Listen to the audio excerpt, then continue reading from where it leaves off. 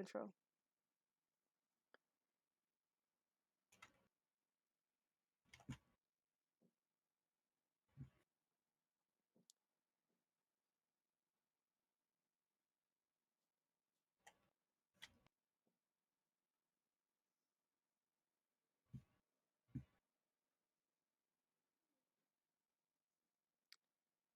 Ladies and gentlemen, welcome to the official Square Circle podcast on DLive. If you do not know what DLive is, it is a decentralized streaming platform ready and willing to give back to the creators, and then the creators could give back to the viewers who watch the stream. Everyone gets paid by cryptocurrency, so if you donate to us, we will donate right back to you. This is episode 6. We apologize for coming so late onto the DLive platform, but I thought it was necessary to start now. For any back episodes from episodes 1 through 5, you could definitely catch that on our Anchor profile, which distributes all of our podcasts on all major platforms such as Spotify, Apple, Google, Stitcher, and so much more. And then also on our YouTube channels, youtube.com/Square Circle Podcast. We also have the video ones there as well. It is really awesome to be a part of the DLive family and share this with you guys and just talk about wrestling. It is created, and I am the host, Marie Shadows. I am also part of Ravage Lands, so this is in association with Ravage Lands. Today on this podcast, we have another DLive user, Epik. What's up? Epik also streams games like Fortnite, Dead by Daylight, some Apex, some RPG games and stuff like that. He's a super cool streamer that we love collaborating with together, and he's a huge wrestling fan. We are supposed to also have our other panelist, Gio, is going to take a little while for when he gets into the podcast. And then also another DLive user, which is Alpha Russ. Alpha Russ is currently busy with other commitments. It's totally fine. He will be sending in his review so that way you guys could hear it as well. But that will be like in the chopped up version for YouTube. And I thought we had a comment. Wow. Okay, that wasn't a comment at all. Oh, it's Vortex. Hey, Vortex. See, I knew we had somebody. Vortex is a very awesome viewer. He's everywhere. I don't know why it's not playing on DLive. Either way. All right, so you know what? I'm just gonna do it like this to read chat. Also, some quick stuff before we actually get into the podcast. So, how can I say this? Oh, so down the bottom, right below, there is a donation bar. It is called the Keeping It Kayfabe Fund. Our goal is to try to get at least 500 in donations. If you cannot donate, that's totally fine. You just being here listening to us and having an input in the chat means everything as well, and also sharing and stuff like that. But depending on how much donations we get, we will be giving back to our viewers 5% of that. And then also to the other side is the follower goal. Our goal is just to get 10 followers every time we do this, to do it in increments of 10. Right now we currently have 2. Make sure to tell your friends about it. I don't know why. I'm starting to get dry throat and all that kind of stuff. I had a very good dinner. That's one thing. Thank you, Vortex, for the ice cream and the 4 lemons. I did not set up any of my alerts. So if anybody, you guys are gonna hear the same stuff. I just set this up today. Anyway, let's kick it off. We will only be covering the AEW Full Gear pay-per-view that happened on November 9th. Overall, I do want to say that I think that it was a solid pay-per-view. It wasn't perfect. No wrestling pay-per-view, no wrestling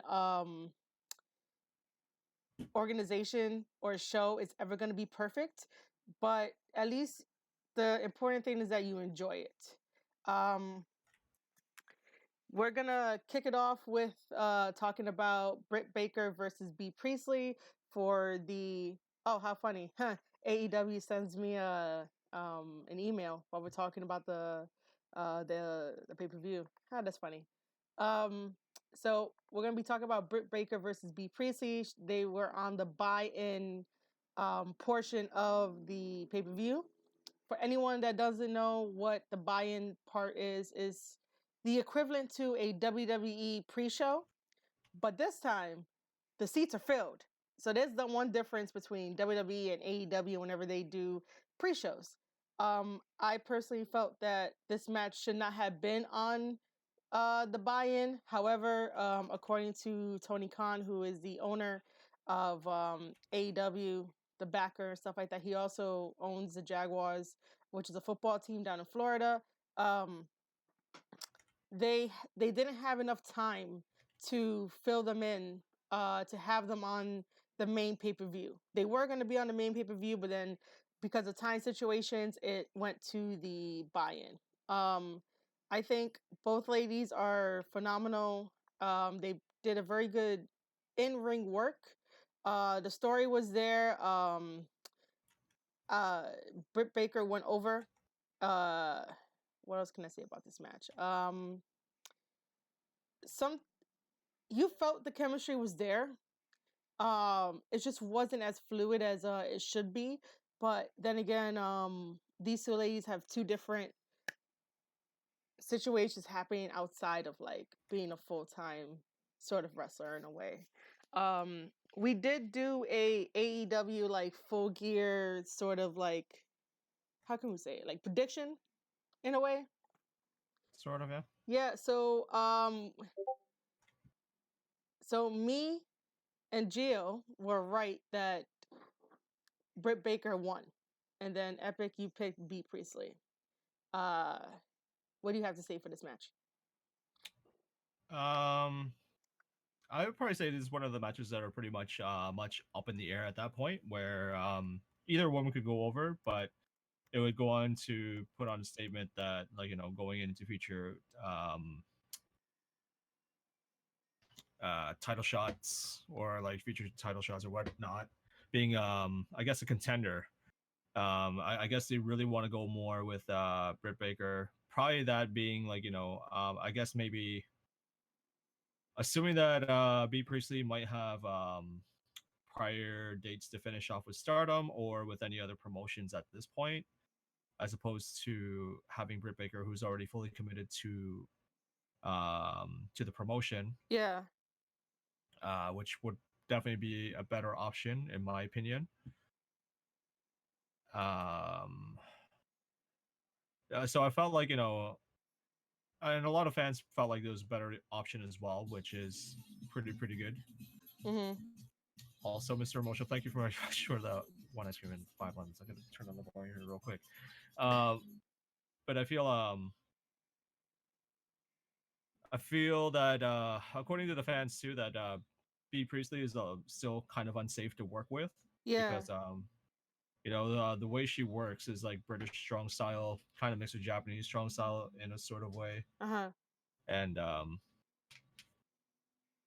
I feel like she needs to kind of should really learn how to tone that style kind of down, because I mean, according to the fans, like when she had the world title match against Mayu Iwatani, Yeah. kind of dropped it on her head. So I mean, being safe and all that is definitely much more of a priority, as opposed to just throwing this girl into the main scene right away. Yeah. That's true too. I don't know. To be honest, I was never sold on B Priestley. You could see that she could work. It's not about me like hating on her wrestling skill or anything, but there's nothing that she does that draws me in to be like, yeah, I'm a B Priestley fan.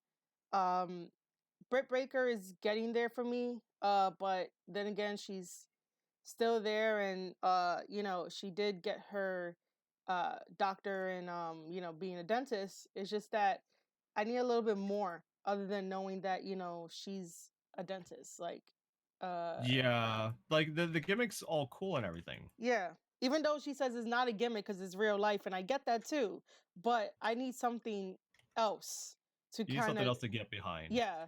That's what I would need for like both of these ladies and stuff like that. Um, give me 1 second, cause I'm just contacting Bert from Nuclear Vikings about this,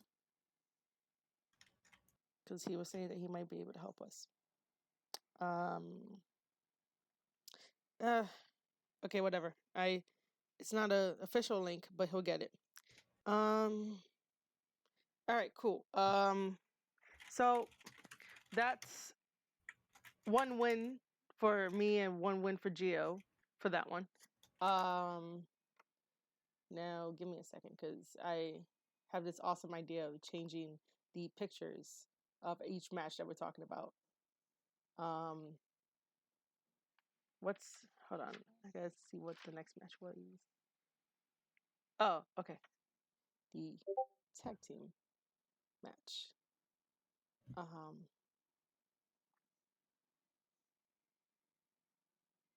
All right, so we're moving on now to the tag team match, which is the Young Bucks, Matt and Nick Jackson versus, I'm gonna call them LAX, even though it's Santana and Ortiz. They go by what is it? Proud Pop. Do you know what it is? I think Pride and Powerful or something like that. Yeah, something like that, right? Yeah. Yeah, but okay, you know what? We're gonna refer to them as LAX just because Yeah. it makes our life easier. So this tag match was explosive right out the gate. There was a sort of a little bit of a rest period, but it's totally okay. Um, they had some pops and also some spots. Every match that these guys are always gonna have some spots. They're good spots. They're not like bad spots. Sometimes you can probably predict what the other team is gonna be doing because if you've seen their work and their arsenal, yeah, you're gonna tell that upcoming is a spot. Um, I like the story aspect of uh Nick damaging his ankle because he decided to super kick I forgot who he decided to super kick. But he basically hit his ankle on the ring post, and that was it. It was sort of a little bit downhill from there because if a young buck messes up their ankle, that's their like bread and butter in a way where they always on their feet, they're always running and athletic and using it to do power moves and also a super kick party. uh but after everything, I was kind of surprised that this match ended very cleanly. There was no interruptions, there was no uh dirty underhand way to win. They won, and then after that, out comes the rock and roll, yeah, the Rock and Roll Express, and it it's Rick Morton does a what? Oh no, just do Uh the naming. oh yeah, I know. It's like Rick and Morty, but it's Rick Morton. Uh Proceeds to do a Canadian destroyer with some help from the Young Bucks, which Which was interesting. everyone popped because this guy is like late 60s to be doing this. What did you thought of the tag match? It was everything I expected to be and more. It was like that term of expression, balls to the walls, sort of like Yeah. kind of crazy. Everything you expected to be like in a Young Bucks match. In all honesty, like you can't go into this match thinking like you ain't gonna expect nothing like this at all, Mhm. which you totally will. Um, I thought they helped put over LAX really really well. Yeah, yeah. which is really good and going forward. And I hope they continue to do this with other teams moving forward. What also seems to be a thing as well is that they're setting up a really good angle with the inner circle now having two viable team contenders going for the tag team championships in the form of Sammy Guevara and Jericho Yeah. and LAX as well. So interesting angles moving forward. Um, we're gonna have to wait till tomorrow to kind of find out where this goes. Yeah, which I also want to add on to that. Like, you know, Twitter is a weird place to kind of navigate, especially when you get into the wrestling niche of it. So like people were complaining about why it's Jericho and Sammy Guevara challenging for the AEW World Tag Team Championships.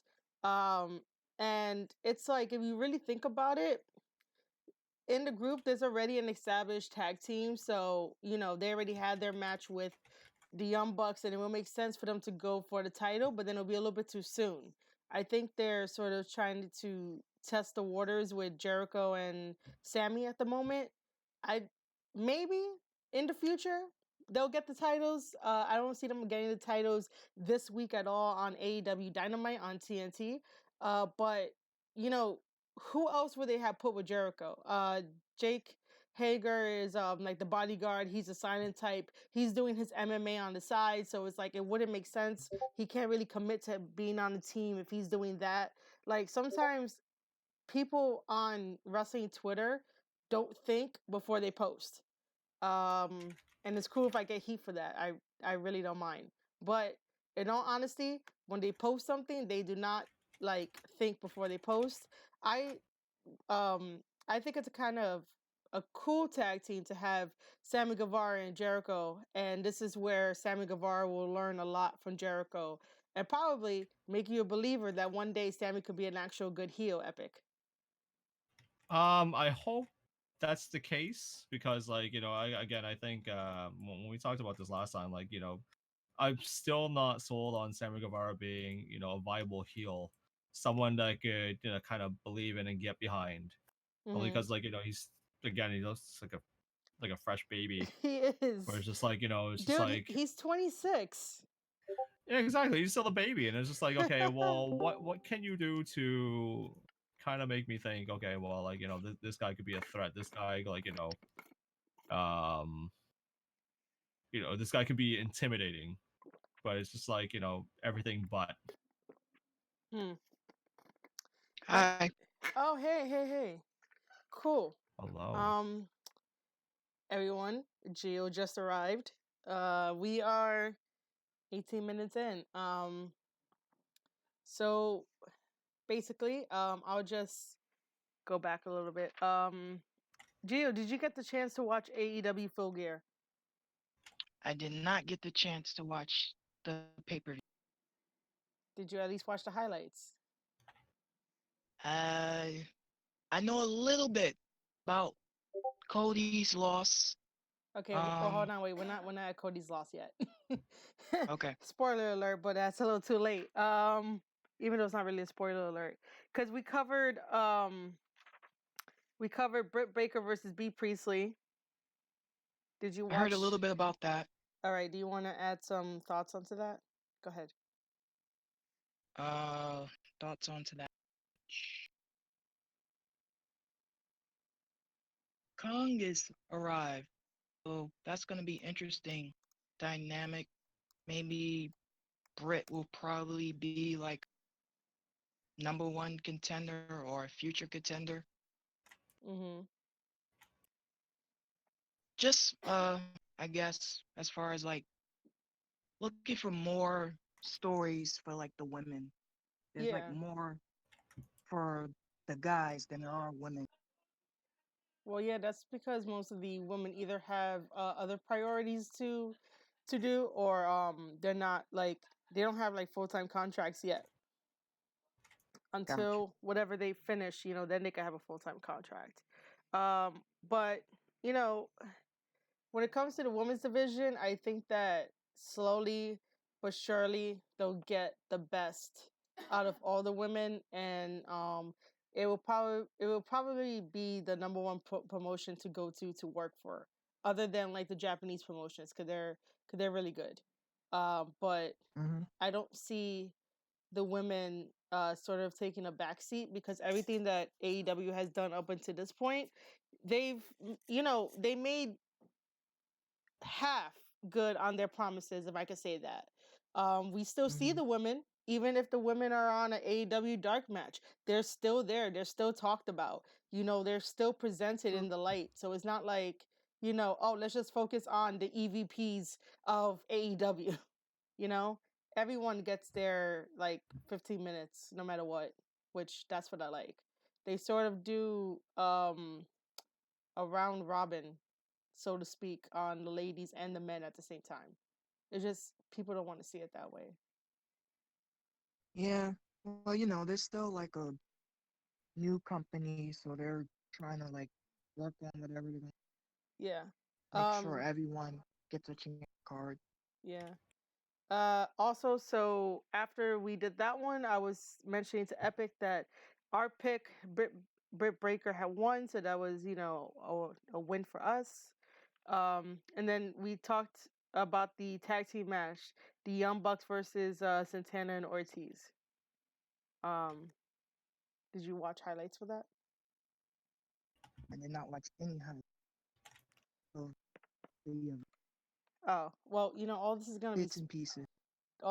like spoilers for you, man. Just so you know. And so I like, mean, I know that Bucks didn't win. yeah, they did it. They lost clean to Santana and Ortiz. Oh, and by the way, this is a general question for both of you guys. Do you like the idea Okay. that the Justin Roberts always announces how long the match is? So like, I think it's good. Yeah. oh, okay. I thought I had to go into more detail. Like the remaining time limit. Everything in general, to like, saying this match is scheduled for one fall with a 30-minute time limit or a 60-minute time limit, and then when 15 minutes has passed, it's like, oh, 15 minutes remaining. That's what I mean. I'm okay with it because their whole approach is that matches have certain time. I feel like it's a reminder for the viewers who are watching at home to like, okay, this is like 15 minutes. We're down 10, down to like 5. So it's like a reminder. It's not like a regular match. There's a clear winner and loser. There's also time at every win and loss count with Yeah. time limit. I'm okay with it. All right. Just so you know, for that match, my pick was the Young Bucks. Obviously, the Young Bucks did not win, so I don't get a point for that. You and Epic were neutral about it, and Gio, you even Hmm. said no contest for that one. But we happen to pick a winner. Yes, we did. There was a winner. Even if we didn't pick one, we found out there is a winner. Yeah. All right. So give me a quick second. Let me change the picture Hmm. to the next one, because that's what I'm doing currently. I'm as we're going, we're using pictures. All right. Okay, that's So cool. so the next match was Hangman Page versus Pac.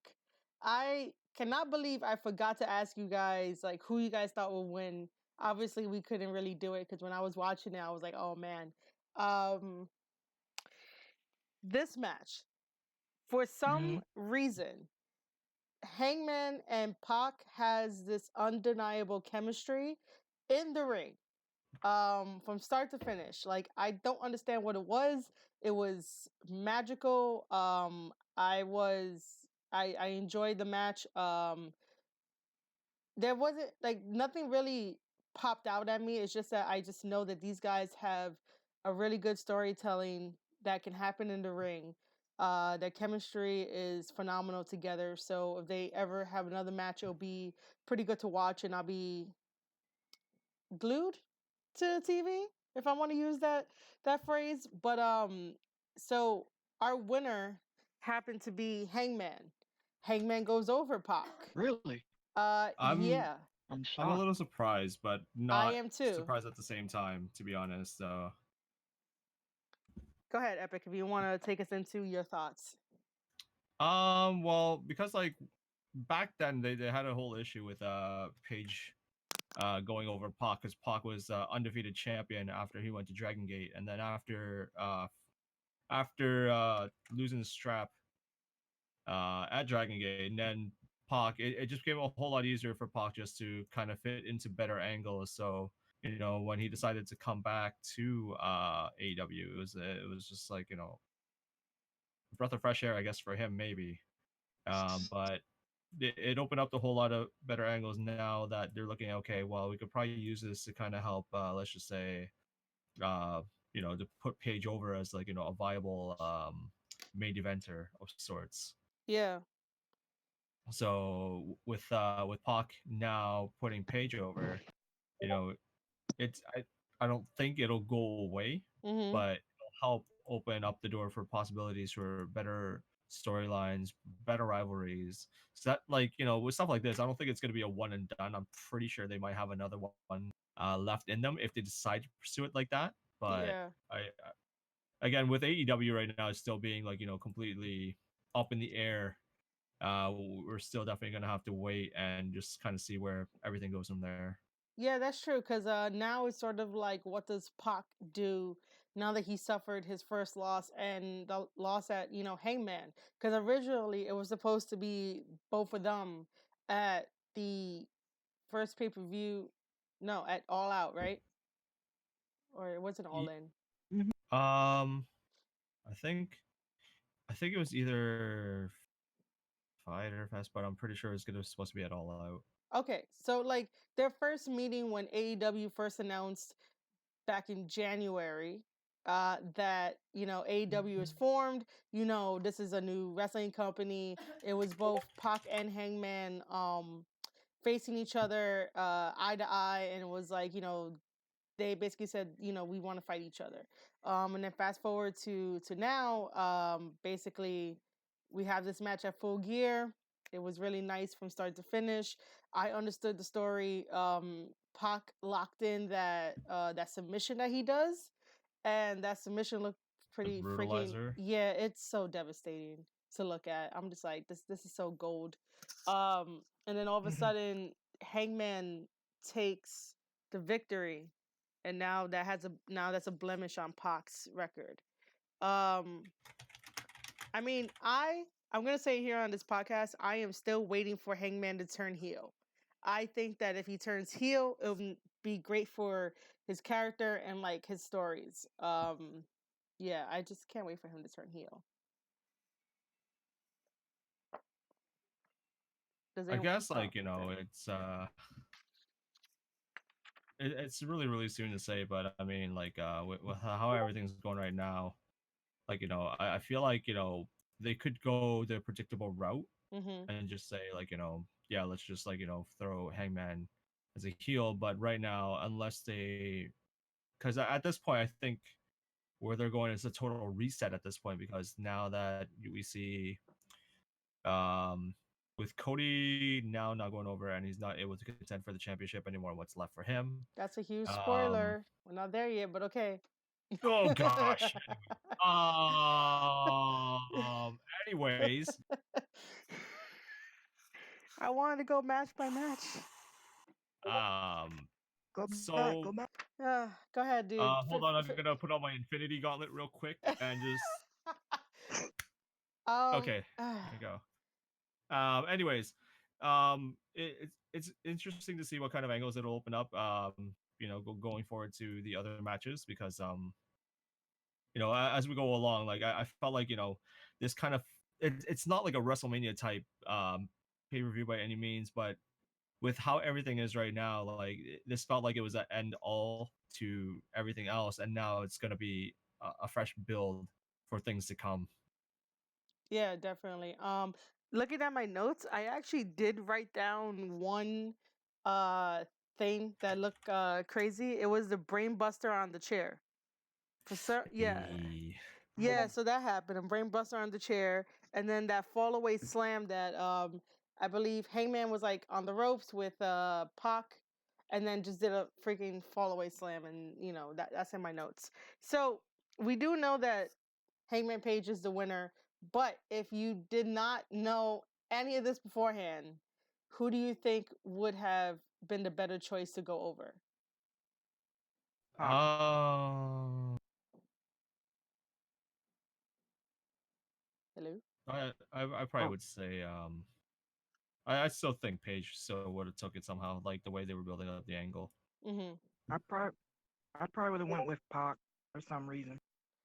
I think that's because of which I'm gonna have to agree with you, Gio. I think I would have went with Pac only because I want Hangman to turn heel. So the more that you lose, you get frustrated, you turn heel. That's what I want, which is very simple to do. But I think the only reason why me and Gio will probably pick Pac will be he has that undefeatedness about him. He has that confidence about Yep. him, and he's there to kind of rampage through the whole locker room, and then finally say, "Well, there's no more people for me to fight. Who else do I fight?" That kind of character that he has. So it's a matter of that bravado that we're behind. Um, which I would have liked to see. Him destroying the locker room and seeing how that goes, because he could make some pretty awesome stories with everyone else and eventually get the AEW title, like further on. I mean, for all we know, he still could probably tear up the locker room and whatnot. He Just be could, more pissed off that he has a loss now because that was like his big thing. He was undefeated, yeah, and and now that he suffered his first loss, yeah, you and I knew think he's exactly. mad. Yep. I knew exactly where Wait you till were you see going with now. that. Hmm. So you still think that he's going to still rampage and still be the baddest guy there is in AEW aside from John Moxley? Yes, I think he's still gonna have like a bone to pick because he still has like that debt to collect from AEW. Oh yeah, whatever it is. Okay. Um, we're gonna Hmm. move on to the next match, which is the Sean Spears with Tully Blanchard at his side versus Joey Janela. Uh, this was an interesting match. Um, I think we're gonna say it every time on this podcast. I think that Sean Spears has been messed up as a character. He is great. He's great, but he's been messed up as a character. Um, I felt I felt like this should have been in the buy-in match. I mean, the buy-in start of the pay-per-view. From my notes, there was that Spike Power Driver with Tully that happened on Joey Janela. Um, Joey is also a good wrestler. He Now I understand why sometimes Joey Janela gets a bad rep. Because he does a lot of hardcore stuff, back then, and did a lot of risky stuff. But when you see him on TNT television, on AEW Dynamite, he can be both a chain wrestler and also he could do hardcore stuff. I I don't have anything else to say about this match. Um, for me, I felt like this was like very backyard wrestling ish type style match. Um, like you said like it's like Janela's like very hardcore ish. That's kind of his shtick. But I feel like not to give you know um a nod to Jim Cornette, but at this point, like it's like everyone either like doing flips and dives, or everyone is like you know doing hardcore stuff. This is basically like a broader scale of like CZW um with in terms of like people just going in and just kind of go hitting each other with a whole bunch of chairs, like barbed wire things, thumbtacks, pliers to the tongues and stuff like this. Mm-hmm. And it's just like I still remember that one podcast of like what Jim Cornette said about everything, how it just looks like like glorified like televised like backyard wrestling sort of feel. Kind of Yeah. understand it, but at the same time it's just like I you know just knowing this stuff, I know they just want to use this and still go the direction because that's their characters, that's their uniqueness, and that's why people want to watch them and get behind them. Yeah. But I feel like that's all it is at this point. When I look at it, okay, like I see Jimmy Havoc, Darby Allin, Mhm. Joey Janela, Oh. all different types of looks, but they all got the same type of shtick. Yeah. Then you have like Young Bucks, you have Hybrid 2, you have LAX, Yeah. like, not as flippy, not as flippy as the Bucks, but I mean they're all very gifted and very athletic to perform a lot of moves like that. Definitely, I'm gonna have to agree with you with that. But that's what makes AEW sort of, I don't want to say unique because it's not really unique. It makes them different. To have different types of styles in there mixed in and stuff like that. Because let's say that they're doing a technical match, but they're short because they don't have a talent signed who can match with someone else who's always technical. So maybe they could throw in like a Joey Janela to show off the skills that he has and stuff like that. I think that all the guys on the roster are can be interchangeable and can help whenever it needs to be helped. That's their diversity that they have there. But sometimes it does get a little tiring to know that one wrestler has a similar style than for like with another wrestler, and you're like, how can I really tell them apart when I don't know what their character is? Did that make sense? Mm-hmm. Yeah. Okay, Yeah. that makes sense. I do want to say for the record though that every time Darby Allin does his finisher, the coffin drop, I I think that kid is gonna get hurt one day, and he's a very promising young talent, and I just don't want him to get hurt. I really don't. I think he knew what he signed up for when when he decided diving all over the place the way he does. Like I mean, and again, I'll probably say it all over the place when we talk about AEW. Like that's their shtick. That's their identity. That's what brought them to the table. Yeah, So the fact that they want to show this off and because hey, I'm this daredevil, that just goes in balls to the wall, just you know throw caution to the wind sort of thing. And it's just yeah, it's great, but if you want to live a nice, long, healthy life, then um tone it down a little bit. I mean, we can say look at the Hardys, look at Edge and Christian, look at the yeah, Dudleys. How long do you think those guys were going to live for? Before Edge had to go in and say I'm running on borrowed time because there's so much injury to the spine that I can take.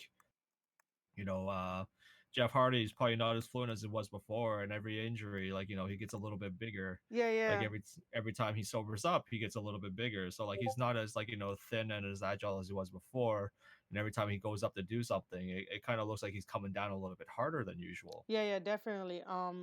It happens with like all the greats because there's no safety net in professional wrestling. Like what you signed up for when you go into this business, but the people that go into this business, they have to at least like pain or whatever it is, or the athletic aspect of it. I really do want all these guys to be around a lot longer, so even if they have to take less bumps or do less TV time, that's totally fine. I don't mind that. But I do remember like JR had mentioned on commentary at one point that Darby Allin has more bones broken in his body because he's a skateboarder. And I was like, well, I think that makes everything better, you know? Just joking around with it and stuff. Um, so our winner for the Sean Spears versus Janela is Sean Spears. I think he got just a regular pin. I don't think any of these people did any fancy like roll ups, even though roll ups is like the most dangerous maneuver there is. Yeah, he put him down with his finisher and clean pinned him. That's right, yeah. But there was a crazy spot in the match I will also point out as Yeah, well, please. where they did a spiking pile driver, Oh, where basically Sean Spears set up the pile driver and Tully Blanchard went yeah, off yeah, the yeah. step with that spike pile driver, and I thought that was nuts, and I was just like, tag team wrestling is still alive. It is, man. It's alive and well in AEW. WWE is trying. Yeah. Yeah, still uh, working. well, just so everyone knows out there, the three of us, myself, Epic, and Geo, did pick Sean Spears to win, so we all got a point for that one. Even though I'm not keeping a point system, but we got that right answer. Uh, Gio, you didn't see any highlight stuff for that, right? Me, no. Okay. Um, so our next match is the triple threat for the tag team titles, which was the Lucha Bros versus SCU versus Private Party. Um, again, I think that this one was straight out the gate. This um before I even talk about like the whole entire match, all of our championship title matches are 60 minutes. Uh do you guys Mm. agree that that should always happen on a pay-per-view? Like title matches? Yeah, so like every title match that happens is at least 60 minutes. Like the match can go to 60 minutes or it could go less. But that's like a really old school rule that every single title match is 60 minutes. Do you guys think we need that? Yes. Oh, I okay. mean, well, New Japan does it all the time, and I think it's wonderful. Because it gives something to look at in a way where it's just like, okay, well, how could we exhaust like storylines, stuff like that, without having people go down like the way like Rollins or Wyatt did. Okay. You know, let's have like 60-minute 60-minute match. Win, lose or draw. Like like these guys will go at it, and 60 minutes is up, and it's just like, okay, well, 60 minutes is up. Of course, whoever's champion is still a champion, but we went on to the thing. Depending on how you want to pencil in the match, however you want to write that match, it could make people go out, looking a lot stronger than usual, as opposed to taking a clean loss. Uh-huh.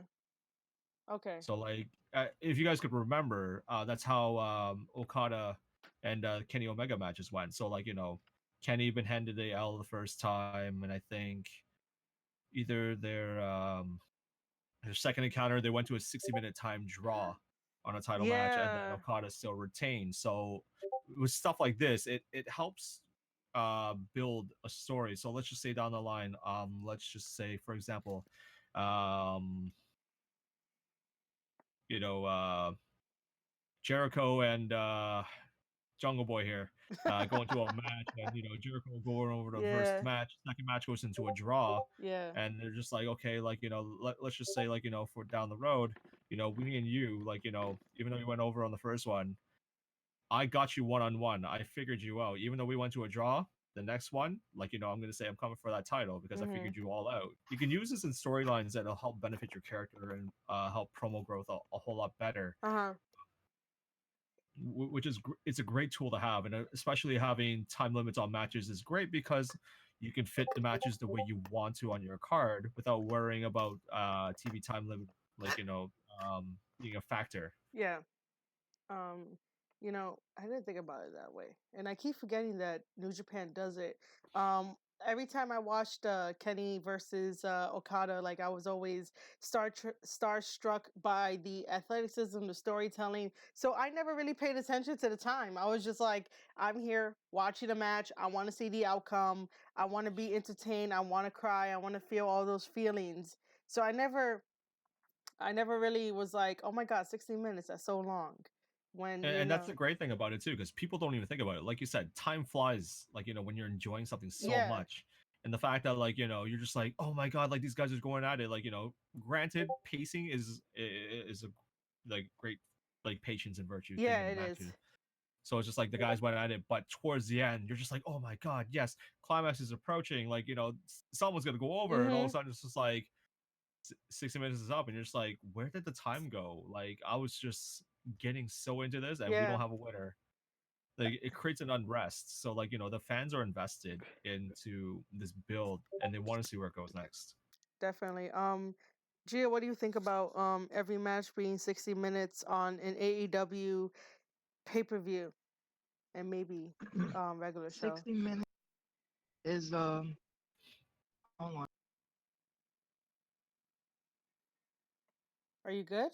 60 minutes is a long time, but like if you're invested and you're watching like a storyline, you really forget that there's even a time limit until Mm-hmm. someone there's until there's like a reminder like, oh, you have 8 minutes, and then you're like, wait, there was a time limit, Yeah, yeah. and then you're rooting for like the person to either get the win or how's this villain gonna find a way to escape with their champion. So I don't think I have a problem with it. It's just like I hear it on the TV, and if it's being used for pay-per-views, it's Mm. fine. But 60 minutes, it can seem like a long time, depending on like the opponent and how the match is like pacing itself. Yeah. But I don't have a problem with it, unless like maybe like there's a finish that doesn't make sense storyline. Yeah, But yeah. other than that, I don't have any complaints. All right, cool. So Epic, you want to talk about the triple threat tag team match? Whatever highlights that you remember? I don't remember it. Like I just remember it being obviously like very very like in way spotty like as expected, and the same Mm-hmm. way it was really really good, very fast paced. Um, I all I remember is the end of the match where like we had another Pentagon come out for a swerve, Oh yeah, yeah, and then it ended up being Christopher Daniels getting yeah. revenge on the Lucha Brothers. So I think like the thing with the Lucha Brothers again is far from over, which is great at setting up these angles. That now that we're gonna have Lucha Brothers still in the picture somehow gunning after SCU. Yeah, yeah. I enjoyed the match. It was pretty cool to watch. SCU is our AEW World Tag Team Champions. They are the first crowned ever tag team champions. They're gonna probably hold the belts for a little while longer. I don't see them dropping it anytime soon. Mm-hmm. The Lucha Bros are a huge threat to anybody in professional wrestling just because of their smoothness and the chemistry that they both have. And I half of me wants to know if they're real brothers or not. I just think like they're really good friends and they're like brothers from another mother type thing. Private Party is they are from New York. They got their start here in NYC. They were mainly in House of Glory. They did some work for Bronx Wrestling Federation (BWF), and I've watched them grow for a really really long time. I'm happy that they're in AEW and making a stamp in the world of professional wrestling because two guys of their stature don't necessarily get recognized a lot in the business like that. They're both small guys. They have a lot of potential. They have a lot of talent. They have a lot of growing. I think altogether this match showcases everybody's ability to work together.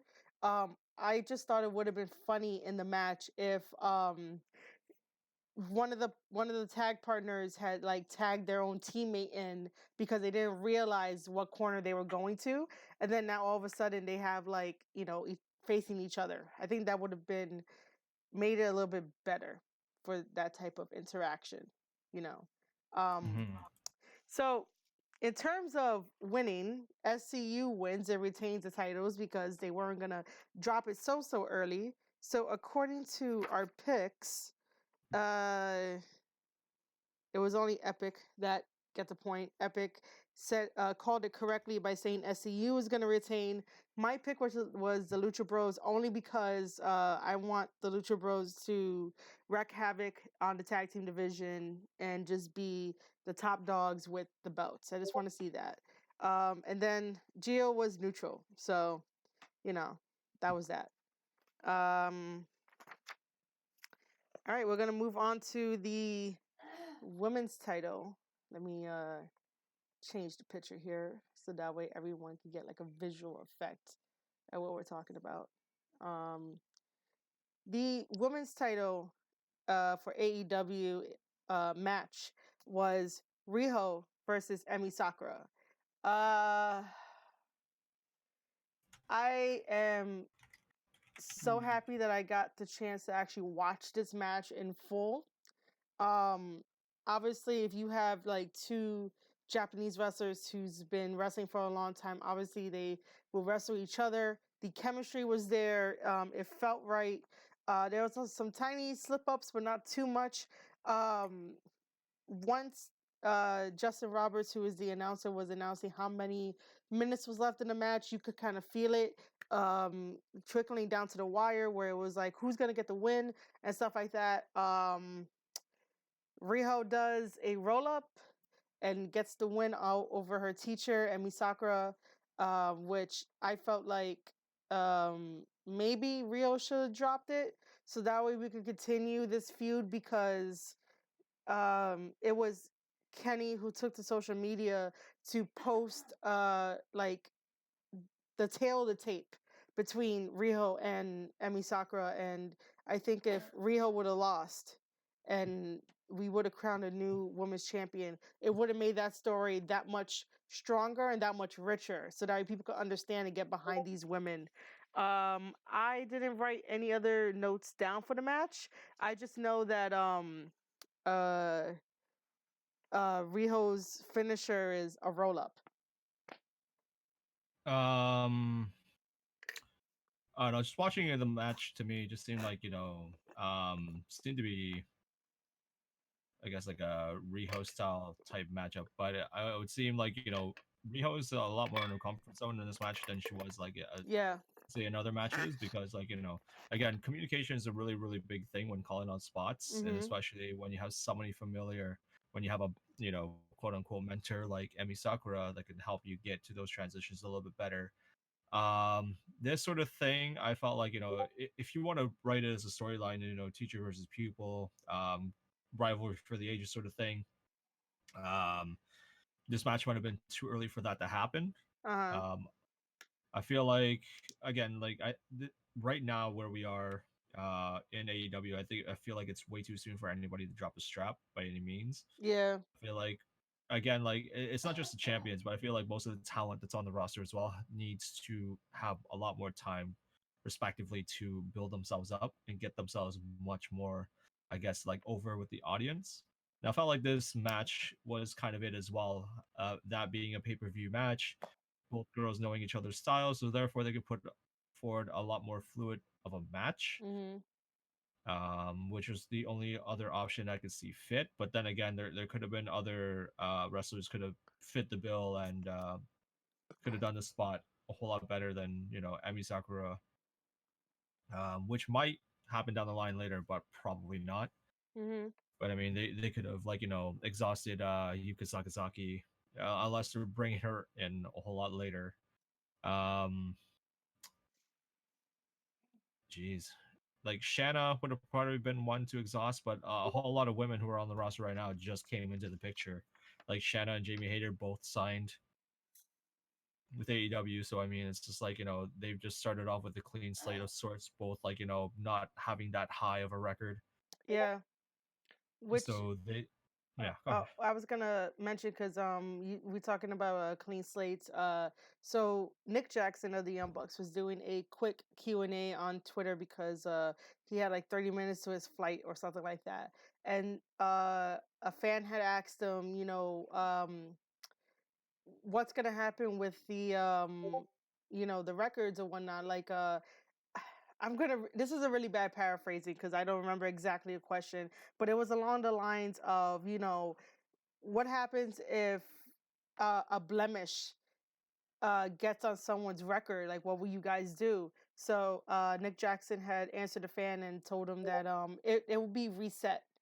And I'm like, this is the most weirdest thing to ever follow in professional wrestling. Like, there's a reason why I don't watch football, I don't watch basketball, is because those sports don't like intrigue me so much. And then when you hear someone passionate about basketball or football, they always give you statistics. They always give you like the numbers and everything. And I find it kind of weird that AEW would do this, but this is what sets AEW apart from everyone else, that everyone has a win and loss record and wins and losses matter. And I get that.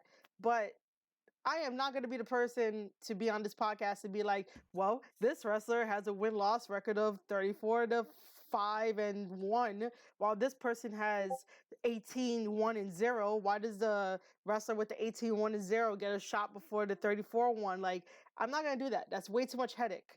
And that's also another reason why wrestling Twitter was like, sort of, why are these two wrestling in this match, and how do like the factors of the record get factor in? So yeah, that's just a little tidbit to add on to you, Epik, about the two women who signed has a clean slate. So technically, if we wanted to replace somebody in this match, I wouldn't know what woman to replace Emi Sakura with, so that they could face Rio. You know, Britt already had her match with Bea Priestley. So you couldn't have her fight twice in one night. It wouldn't make sense to have Penelope Ford to be there, or would it? Sorry, run by that me again one more time. Just the last Uh, part. Do you think that if we were to switch out Emi Sakura with Penelope Ford, do you think that would have worked? It would have worked in a way, but I don't think it would have made Riho look a whole lot stronger. Yeah. Sure, it would have gave Riho another win in the win column, which is what they wanted. But in terms of, again, like this being a pay-per-view match, like having against like Penelope Ford would definitely be something more of a Dynamite, or like a dark match, as opposed to having like a pay-per-view type feel to it. Mm-hmm. Okay, Like if you wanted to have like a pay-per-view type feel to it, then you're gonna have like a higher caliber type of wrestler to help fit that bill. And again, like with Emi Sakura being the only probably eligible talent to do so at this point in time, is the only thing that made sense. Okay. And I know AEW said like, yeah, we got a pretty deep talent pool right now and everything like that, but I feel like for how deep that talent pool is, I feel like everything's like, they gave everybody something to do, which means like, yes, it'll help build up towards wins and losses, and it'll help either break or make certain storylines moving forward, and so on. But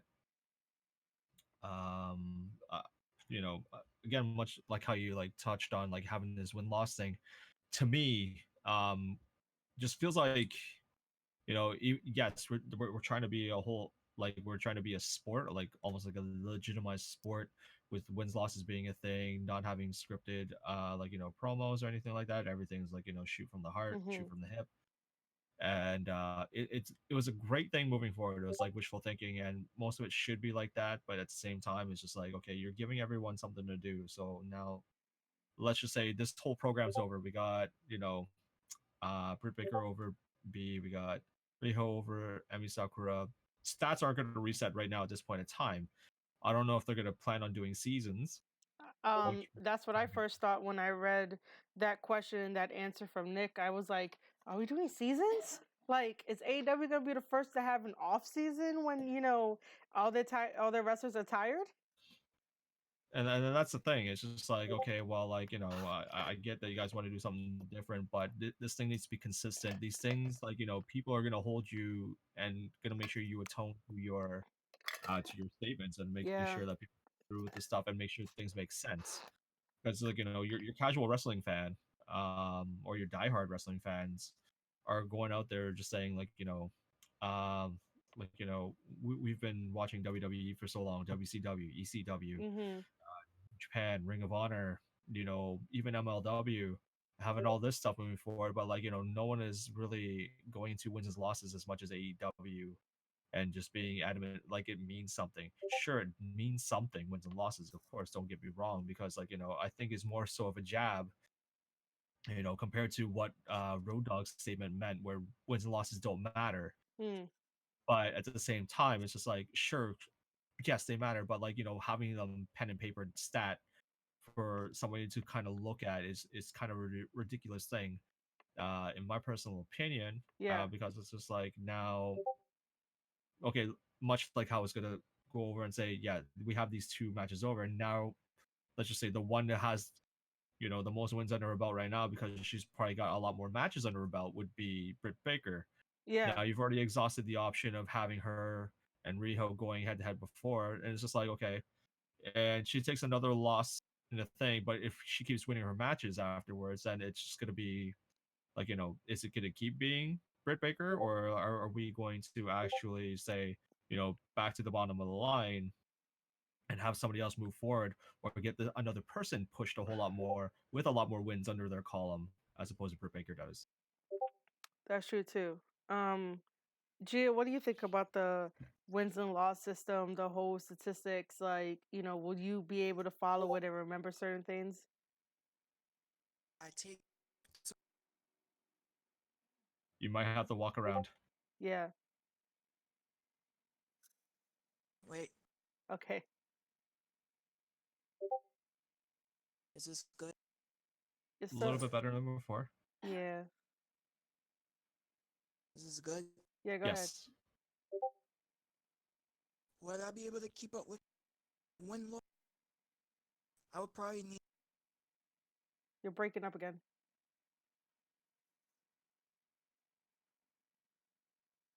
Not good. For now.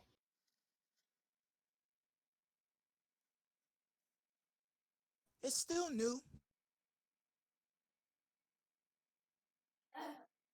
Uh-huh. Just I don't know. I guess I have to see it carries over forward.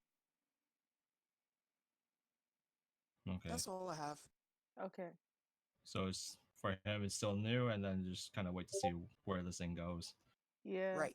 Which is a fair assessment by all means, but for what again for like casual wrestling fans, especially like longtime wrestling fans, it's it's a weird thing to kind of put up with. It is. At least on my end, anyway. It kind of is. Only because I don't want to remember everyone's stats. It's cool in the beginning, but I don't know how long they're gonna keep doing this. But as long as they're consistent and the storylines make sense as to why there's a new fighter in a specific storyline that they're doing, then I could get on board behind it. But don't expect me on this podcast to be like such and such wrestler has this much of a win and loss record. No, as long as I understand the story in the match and we're able to break it down and we're able to say, why it was good, why it was bad, and what could have been better, that's all I care about. Because I love breaking down matches and I love explaining sometimes the technical side of professional wrestling just because it's fun. And at heart, I'm a creative writer, so it just helps me with my craft. That's what it does. Our next match is Cody versus Jericho for the AEW World Heavyweight Championship. The only difference that for this match during the whole entire pay-per-view card is that there's a special stipulation. The stipulation is that if Cody loses, he will no longer be able to challenge for the AEW championship. Now, before I get into all my notes, which I think I'm going to be last talking about all my notes, I'm going to let you guys go at it. But first, I wanted to mention that I thought Cody saying that stipulation, uh, saying a stipulation like that is so old school. Very, very old school. I'm talking about like 80s NWA kind of style. On the actual NWA promotion, Power, Tim Storm actually did the same thing with Nick Aldis, where Nick Aldis gave him the ultimatum of like, if you lose, you never challenge me for the NWA World Heavyweight Championship ever again. And then Cody does it announces it, not does it, announces it on AEW Dynamite. And I was like, wow, he must have been watching NWA Power to do that. But I understand from Cody's point of view of why he would do that stipulation. That made the match a little bit more that must see because you don't really want him to lose. Cody Rhodes is a great storyteller, and so is Jericho. But yeah, I will let Epik take it from here with his thoughts on the match. Again, I felt like it was a pretty solid match for what it was. that Cody took a nasty bump. Oh my god. Oh my Uh, gosh. Yeah, Cody took one of the nastiest bumps of the oh my night. Like god. here we had lights out matches and stuff like that. Like guys taking like the craziest of bumps, but here's Cody taking probably one of the worst ones of the night. And that just goes to show what the type of matches and the type of heart and charisma that Cody will go into the match with, which is amazing. So nothing but praise for both guys because Yeah. Jericho for sure definitely wanted to put Cody over um, for the type of match, for the type of stakes, for everything that they want going forward. Um, there was a swerve that happened in the match, Yep. and I felt like everyone. I felt like, okay, well maybe most people probably should have seen that one definitely coming, Yeah. and it was You can when say it, dude. MJF. We're at the match. You can say Yeah, it. but we're just building it up. You know what I mean? Storytelling. uh, MJF, you know, let's just say inadvertently did it the first time, and then we Oh. yeah. So the first time was like more like they kind of played it off accidental, and then like the second time after the match where they're like MJF was just like, yeah man dude, like I'm sorry, like I probably cost you the match, and he like but you expect like MJF to go down on his knees, you Yeah, expect like yeah. him to pull like Shinsuke Nakamura and just go full nut shot, Mhm. um which still did happen, but it's just like after when Cody helped him up and just say like you don't need to do this man, just get on up, like we can whatever, and then like just full on just like field goal them, Yeah, yeah, yeah. uh and that was it. That solidified the heel turn. Well, not that he was a face or anything, but he was just like Cody's right hand man, like Mhm. the guy who was backing Cody. So for what it is right now, we're at a point where we're discovering where this angle is going to go, Yeah. because now that Cody's out of a championship picture, and now it opens the doors with more storytelling and more I guess more rivalries to build up. Now we have a new angle to look at. Now we have MJF who's now focusing himself into the main picture and making him like a viable threat Mhm. to the main roster, and which is good because like the fans probably more so like marks on the internet Oh are my god. definitely behind MJF because like of like how great he is on the mic and all that stuff. But uh I think it's gonna be great. They're them two together. They're probably gonna have probably like the greatest of probably rivalries because they both could put down pretty tough pretty solid mic skills Mhm. towards each other. And I feel like I don't know how they're gonna book it, who's gonna fire the first shot, and like who's gonna take the first win. But come if we were watching this on Dynamite, which for us is tomorrow, Yeah. probably would be past by the time this thing gets posted, but it's gonna be interesting to see. Again, like much like we discussed a little bit earlier, it's gonna open up the door for a whole lot new, more angles, more rivalries. There were certain interviews that I've heard after the pay-per-view, Mhm. mainly Jericho's in specific, when Jericho was on and off character during that whole entire thing. It was Yeah, hilarious. yeah. Um, going through his bubbly, and then saying that Sammy Guevara brought some bubbly or recommended Yeah, the yeah, yeah. bubbly that they're gonna try, and it's just like I thought that was hilarious. Yeah, cuz Jericho, Jericho loves playing a crowd. Jericho loves it. And one of the things they said is like if they're looking for more members to join the inner circle, and Jericho's like, for sure, like yeah, like if they feel like they're one of us, like someone who is like us and whatnot, who fits the bill, then like the doors is open for them.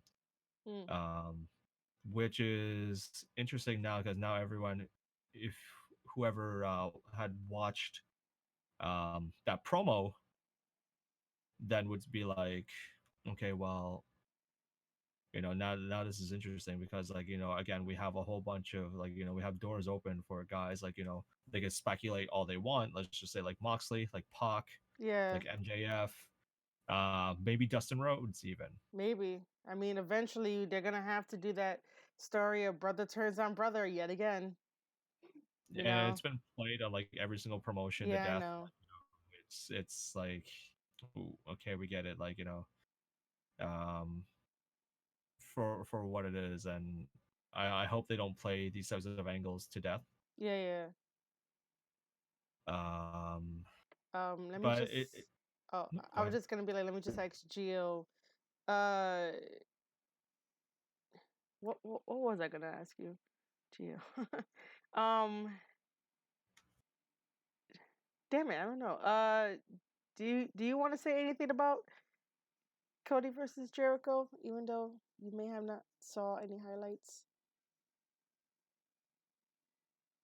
What was I really gonna ask him? Totally forgot what I was gonna ask him. Gio, you still with us?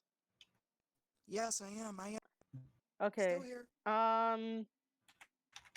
Do you want to add anything onto the Cody versus Jericho match? I totally forgot what I was gonna ask you. Like, I was gonna ask you like a Sure. legit question. So add on whatever you want to add on. So that Cobra challenge, is that just Jericho? You might Just have to move around. Can you hear me? Yeah. Cody can't challenge. Is that because Jericho's champ? He challenged wasn't a good guy, and someone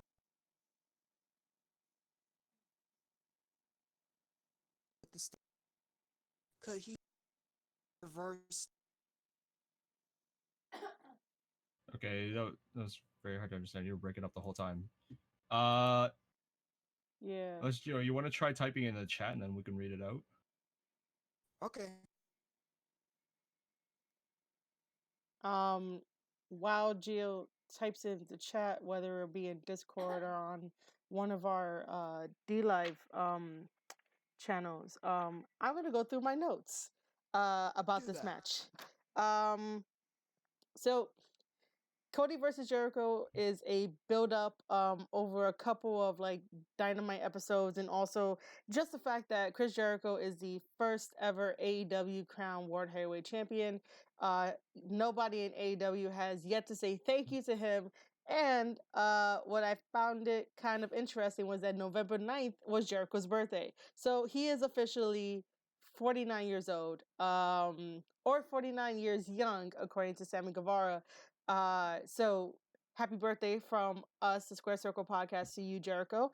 Um, I thought it was kind of interesting that they decided to have like three judges on the side, which was Dean Malenko, On Anderson, and the Great Muda. Um, in the event that this match went to 60 minutes and it was a draw or anything like that, the three judges had the authority and the power to basically pick a winner. They would, be hopefully be biased, well, unbiased to pick a winner. I also thought it was funny that Jericho went over to interact with Dean Malenko. I was just like, oh look, WCW, how great! Those guys had some really great matches. And I really wish Dean Malenko was in better shape so I could still see him wrestle. But that's just me. So MJF comes out. He's at Cody's side. Usually we're supposed to expect Dustin Rhodes to be at Cody's side, but Dustin is at home recovering from a fractural something in his arm. Basically, Jake Hager destroyed his arm by slamming a car door on his forearm. I don't know the technical terms. I'm not a doctor. Um, And then Jake Hager is at Jericho's side. How funny. Um, Cody does decide to fly over the top rope. Jericho moves out the way. Cody Rhodes hits his head on the ramp, completely busts himself open. And I'm just like, why do you need to do that? Like, you should have thought twice about that spot. So he's bleeding everywhere. Luckily, the doctors did not stop the match because if blood gets in his eye, that has to like fucking sting. It really does. I do want to give some kudos to Cody's mom slapping Jericho, which was pretty funny. I was just like, hey, Cody's mom, yay. Aside from that, Jake Hager did something, so he got ejected for the match, and then Jake attacks MJF, and then Jericho uses the oldest trick in the book in his 29 years of professional wrestling to grab the belt, hit it against Cody, and then throw the belt away and land on the mat as if he didn't do anything. That's a classic Eddie Guerrero right there. But even if Jericho did try to go over to pin Cody, it did not work. So basically, getting towards the end of the match, Chris Jericho puts Cody in the wall. We can't say the walls of Jericho, which is stupid. The Lion Tamer, and then Cody gets out by going to the bottom rope, rope break, and then again Jericho does it, but he does the proper Lion Tamer maneuver that he did in WCW. And then that's when MJF is torn between saving the match and saving his friend by throwing in the towel. Honestly, when I was sitting there watching it, I don't know why I was feeling freaking sad. And then like MJF throws the towel in and I'm like, oh shit, what the hell just happened? So because MJF threw the towel in, it basically means that Cody Rhodes forfeited on behalf, well, MJF helped the whole forfeiting thing, however you want to say it. But Cody Rhodes can no longer challenge for the AEW World Heavyweight Championship against Jericho. However, there's always a loophole. If Jericho is no longer champion, I think it'll still be fine if Cody wants to challenge for the title. I don't know. I could be wrong. But there's a loophole. Always loopholes. So I knew from the very beginning that eventually MJF was going to turn on Cody. I just did not see him throwing in the towel to kind of blindside us from kicking him, and then there goes that heel turn. And then of course the internet ruins everything. We find out the supposed fan that threw the drink at MJF, who that person was. He is a indie professional wrestler, and I was just like, thank you, internet, for ruining it. I wanted to be in the moment. I was sucked in the moment, but you guys ruined shit. And it's cool if I get heat. It's totally fine. Overall, that match was really good. It was good storytelling, and it was way different from any other match there is on the card. That is all of my notes. Chris Jericho is still your AEW champion. Our picks, let me see what it is. Wait, where did I do that? We were all neutral. We did not pick anybody, and I think that we're happier that we didn't pick anybody. When you have agreed, Epik, that we didn't pick anybody. I think it was good for that.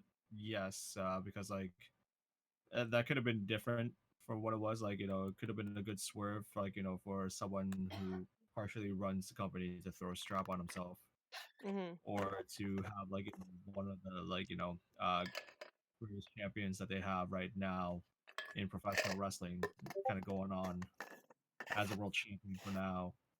Like both would have been pretty interesting angles to look at. Right now, smart choice would still be going with Jericho because he still has a lot of momentum. He's still got a lot of mileage in him, and I think he's looking right now at the bigger picture to work with a deeper talent pool to see who can put over next. Yeah. All right. So now I can go ahead and read Gio's thing. So what Gio was saying, he was saying that Cody can't challenge for the AEW as a babyface, but can challenge for the championship if Jericho is no longer champion and someone else at meaning that if someone else is champion, he could probably do it. He could reverse his decision, or what if he turns? Yeah, I totally understand that maybe that can happen. I do remember again remembering the questions that Nick Jackson had answered. Someone did ask a question about, will that ever get reversed? Will Cody Rhodes' decision of, if he lost, he won't challenge ever again, get reversed? So Nick has said that no decision is reversible. They're not gonna reverse any decisions, but there's loopholes. There are loopholes to go through. But yeah, that's one loophole. Like, if Jericho somehow loses the title to somebody else, Cody does have a right to face for that. And I think that he'll take advantage of it. Overall, Epik, how many stars would you give this match? Out of 5, Yeah, out I of would 5. probably say I would probably go on to give it a 4. 4. That seems reasonable. Gio, out of 5, how would you rate the match? Give it. What happened? I give it a 4. A 4? We're on Yes. agreement. We all give Cody Rhodes versus Jericho for the AEW World Heavyweight Championship a 4 out of 5. We are no means Dave Metzler.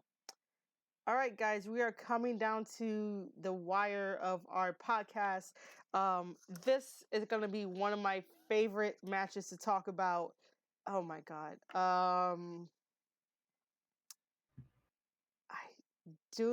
Okay. So this is the unsanctioned lights out match between Jon Moxley and Kenny Omega at Full Gear. I wrote down a bunch of notes. I was on the edge of my seat. I'm gonna let Epik take this away because I don't know. I love this match, but I'm gonna let If you want to talk about it, go into it. I'm not gonna hold you back. Oh This my is Do God. it. Do it. Do it. Do it. All right. So some backstory, right? So for those of you that don't know, Jon Moxley used to be in WWE as Dean Ambrose. He was part of the Shield. So even when he was in WWE, I never really understood who he was. And then even before that, when he was in the Indies, I didn't know who he was at all. And then when he came to WWE, it was just like, oh, you're there. You're part of the Shield. He had it should be like an 8-year run in WWE. He was unhappy. He left. He found AEW, and I think he found something that can make me respect the guy. Because after this match with Kenny Omega, I've respected the hell out of Jon Moxley. I am not a fan. I am not gonna be like, oh my God, I have to buy a Moxley shirt. But I will say I respect the dude and his attention to detail and storytelling to professional wrestling. WWE did hinder him. WWE, thought that everything he did was good shit. But this match really helped out his career, and it also helped out Kenny Omega's career.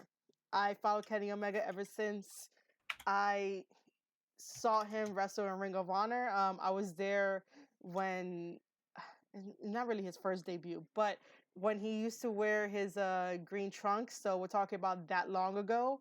And I just followed his career ever since. So I'm a huge Kenny Omega fan, and I'm not going to shy away from that. Like, Kenny is my go-to guy for like winning matches and everything like that. So for this one, this is a lights out match. Their story has been okay, their story has been escalating. I'm using the wrong words here. I'm like excited about this. Take your time. Over like a 6-month period. And so at first, Jon Moxley decided to go to Japan and win matches over there, try to get into the mindset of Kenny Omega, because Kenny Omega is very huge in New Japan wrestling. Like, he's well known. he main evented, Tokyo Dome and stuff like that. So John wanted to get inside his head and try to see if he could pick apart the best bout machine, because he doesn't believe that Kenny Omega is the best bout machine. So while he's over there in Japan, he accidentally gets a staph infection, and when word got back to the States about, John being out of action because he had a staph infection, Kenny didn't like that. So Kenny went completely 100% honest in his promo about it. And basically told John that, that's not a professional. You wrestling in other companies just to try to make yourself better. And then all of a sudden you get an infection and you can't wrestle me, there's no professionalism there. And then now we're finally here. And I think that was an enough build up to have the story that they told in this lights out match, because everyone on Twitter was saying that it was too soon. Maybe this should have been a little bit longer, but I'm like, no, it was the right amount of time for this, because you felt that story in there. So a lights out unsanctioned match means that anything goes. Whoever wins or loses, it doesn't affect their record at all. It's just that, the company is not liable for what these guys are going to do to each other. So here are just my notes that I just want to go through. In the match, Kenny Omega does a backflip with a trash can. Kenny, doing stuff like that, cool, man. Just don't do it often. They brought out this big thing of mouse traps, and I sort of giggled to myself when I saw it. I was like, really? We're going with mouse traps? But it did not, when I forgot who got do you guys remember who got jumped on the mouse traps? Was it Kenny? Or was it John? Epik, if you remember the highlight.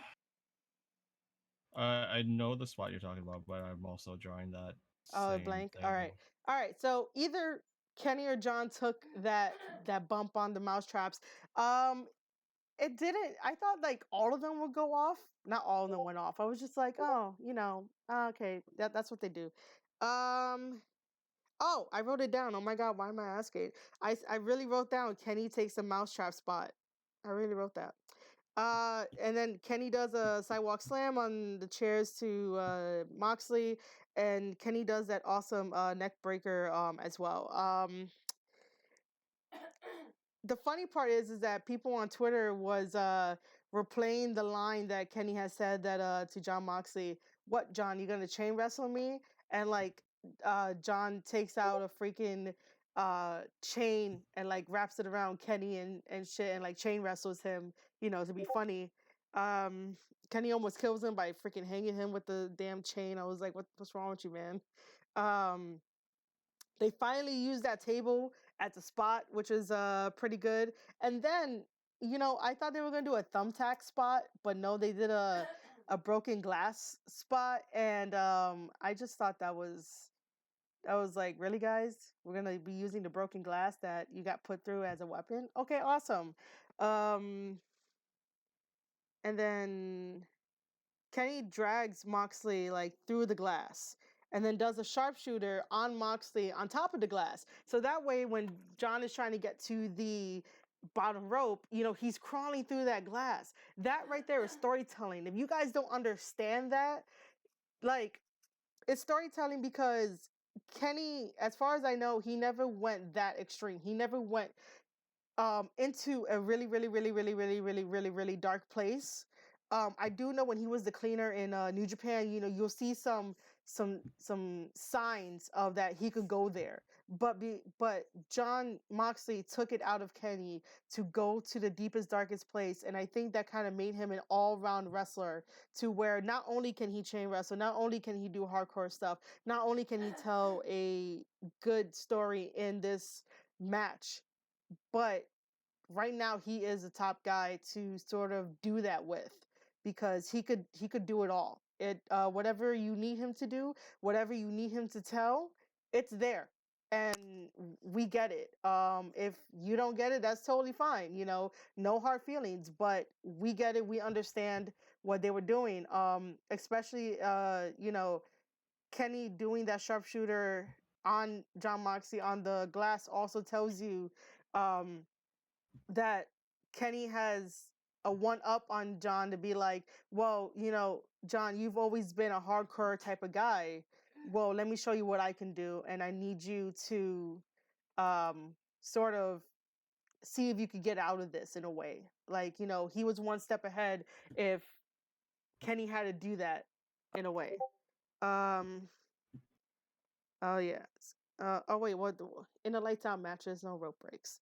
And then there's that ice pick that got thrown into the match, and Kenny uses it on Moxley's head. I thought it was gonna be the other way around, because Moxley's a hardcore guy, so I thought it was gonna be that.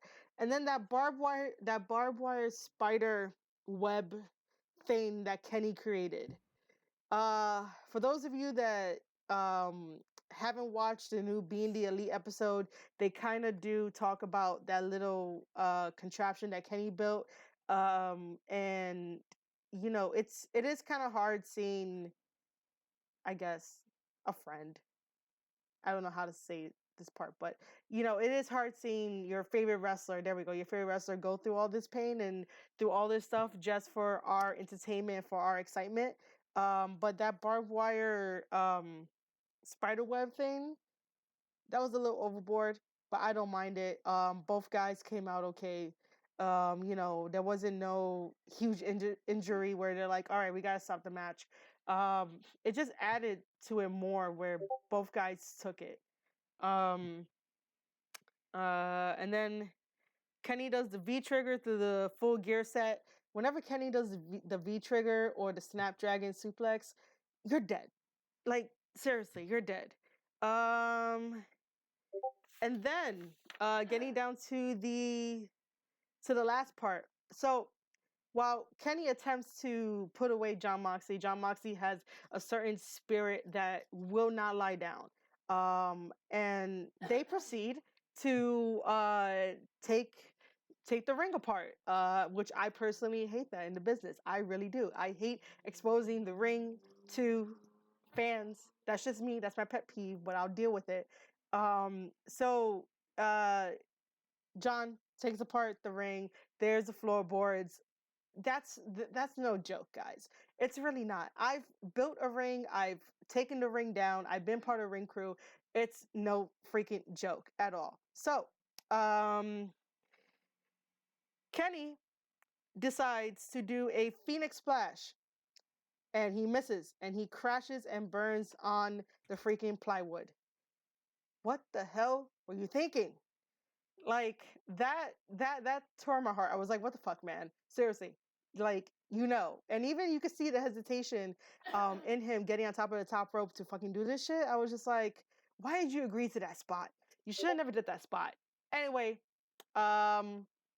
so Kenny had kicked out.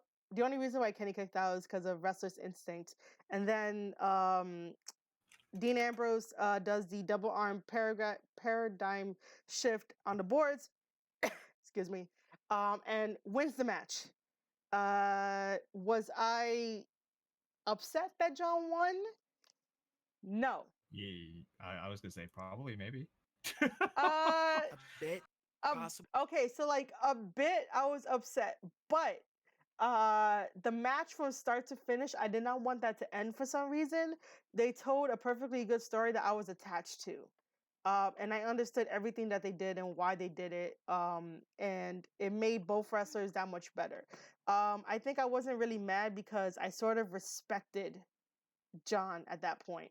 Did I want Kenny to win? Of course I want Kenny to win. Because Kenny is the best bout machine in my opinion. And Kenny didn't win. Let me see about you guys. You guys picked both of you guys picked Moxley. Both of you guys It picked. seemed to be the obvious choice, if you ask me. All right, Epik. Why was it the obvious choice? Go ahead. You could go. I think it was like that because that was just like the easiest pick. I feel like right now at this point there are people who are running the company who are willing to put talent over, and there are people who are, you know, saying that they got a lot left in the tank, and I feel at this point, Kenny was okay with putting Moxley over. It was a safe bet. It was a great thing. It was a good investment because um, as much as we like our favorites to go over, as much as we want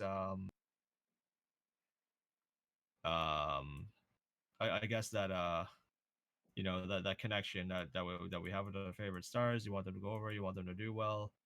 And at the same time, they got to look at the overall business, the investment that they have in their talent. Even though they have a lot of established stars within their system right now, go with Moxley and building up his stock is right now is like a better opinion. Because like everybody feels like anybody who goes to AEW probably gonna they're gonna know Omega, they're gonna know the Bucks, they're gonna know Cody. It's synonymous at this point, but going in there and just like, okay, well, there's Moxley, here's everybody else, but with everyone kind of having their own say, I feel like again with the direction that they're going with, I agree.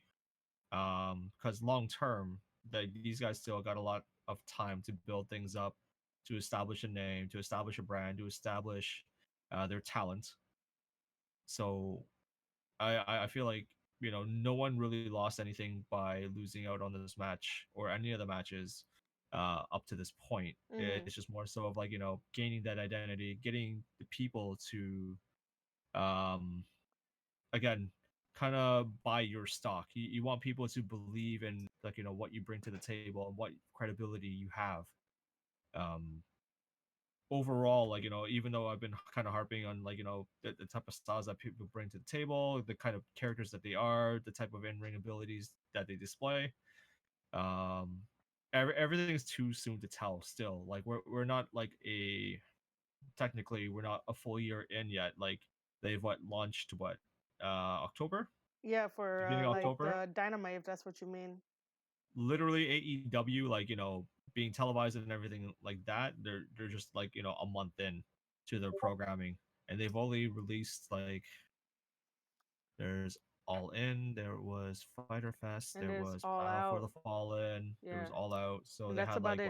what four shows Yeah. that they did before they launched their brand. So within all that stuff, they created awareness with four shows, and now that they have all this television time to build another identity on television, and it's again too soon to tell. And I feel like the way that they're going right now, the again like the investment they want to do with all these people is the right way to go. Yeah. Gia, do you want to add anything?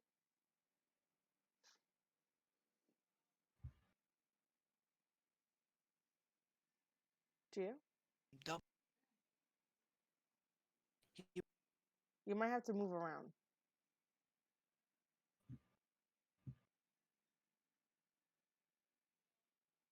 It just Keep it moving. fits my concern where he You're totally breaking up. I can't even hear you at this moment. For anyone that's watching this podcast, just so you know, we're using a Discord chat. That's the only reason why Gio is in and out sometimes. sometimes can you hear me? Hardly.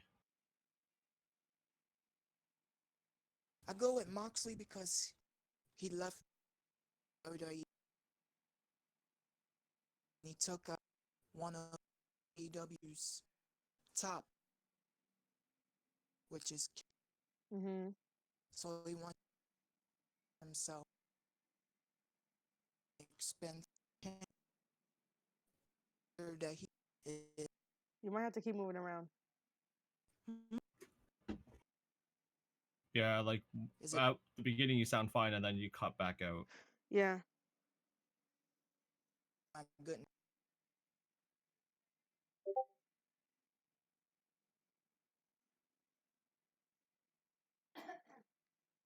So just for everyone out there to know, Gia was saying that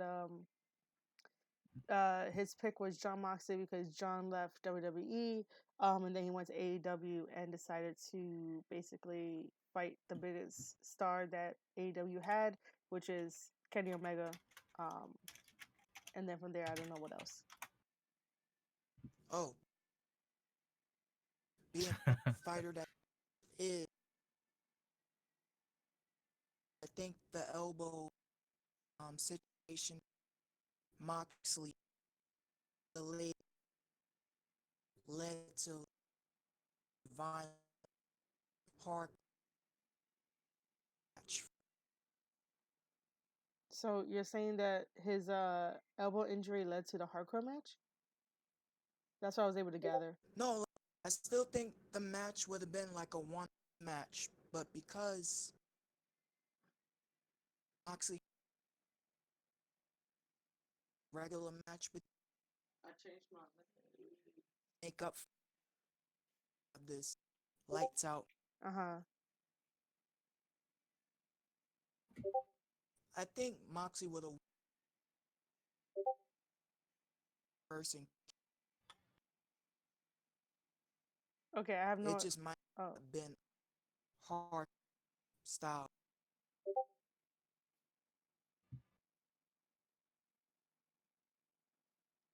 we really got to work on why you keep cutting in and out. We really do.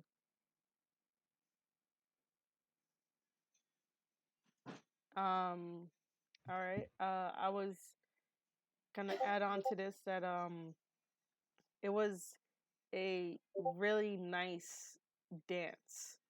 Um, Even if it was unsanctioned and whoever won or lost did not matter, um, that's still always gonna probably bother Omega in the back of his mind that he lost to Jon Moxley. So it might help him increase his game and stuff like that. But I do appreciate the fact that someone like Kenny Omega with a huge history in this business will be able to put other people over. And it's not always, about him, about him, about him.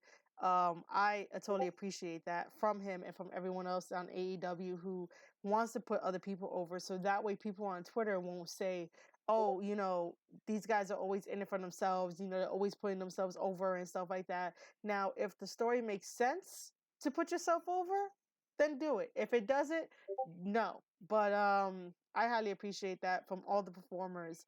And I really thought that Moxley helped Omega become a bigger, more rounder star. Like Omega right now is there's always room for people to grow, but right now I think he's complete as a wrestler.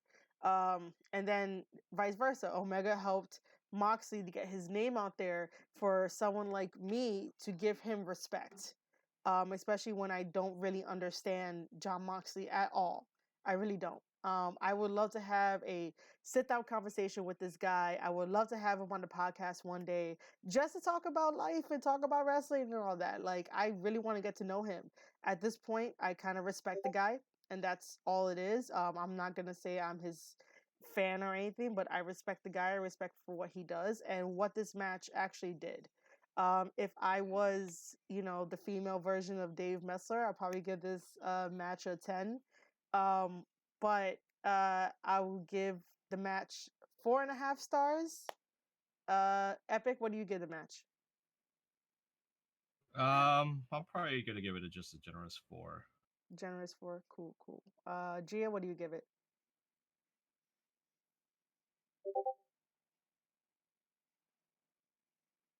4. A 4? All right, I'll give it a 4.5. I'm more generous. Um, just so you know, obviously, even though it's a lights out match and these points don't count for it, I said Kenny will go over. Unfortunately, Kenny didn't do it. Epic and Gio said Moxley would win.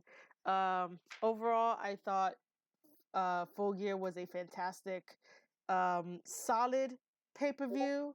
They would always need improvement. Any company would need improvement.